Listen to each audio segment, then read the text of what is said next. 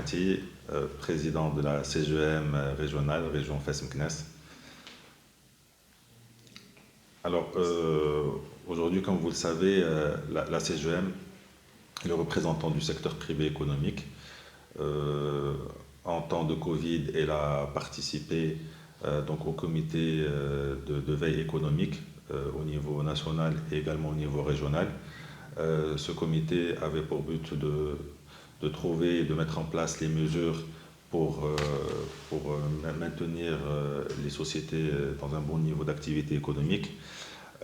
Parmi les mesures qui ont été prises, il s'agissait il y avait les suspensions des charges fiscales, il y avait un moratoire sur les échéances bancaires, il y avait des crédits qui avaient été mis en place comme le crédit Oxygène et Relance.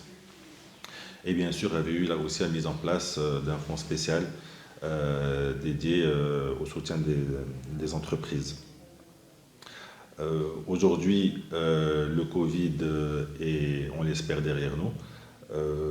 Donc la CGM participe encore aujourd'hui à la relance de certains secteurs, notamment le secteur touristique. Et de manière plus générale, il y a des mesures qui sont prises comme le relever les plafonds du produit Temuilcom ou retarder les échéances des produits relance et des crédits Oxygène. La CGM aussi a fait des recommandations pour la relance de l'économie.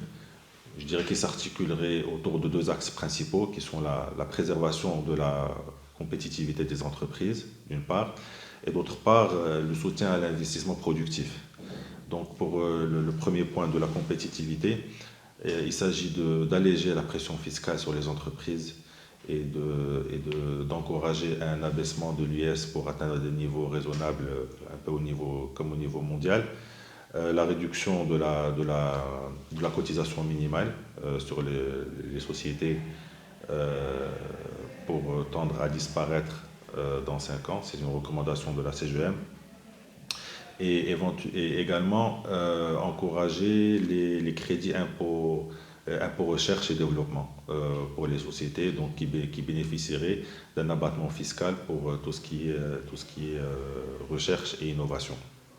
Concernant le deuxième point de soutien à l'investissement productif, donc il s'agit effectivement de mobiliser des fonds publics pour renforcer la commande publique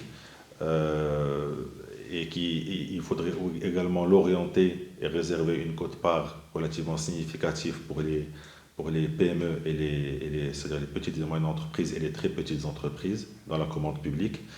Et également, les multinationales ont également souffert de la crise du Covid, donc au niveau régional notamment, à cause du manque des matières premières et de la rupture des matières premières au niveau mondial, d'une part, et d'autre part de la hausse vertigineuse du prix des transports.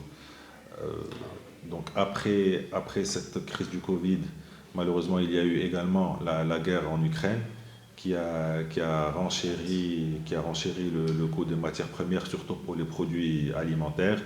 Et bien sûr, comme vous le savez, pour le carburant aussi, qui a un impact très important sur tous les prix, évidemment.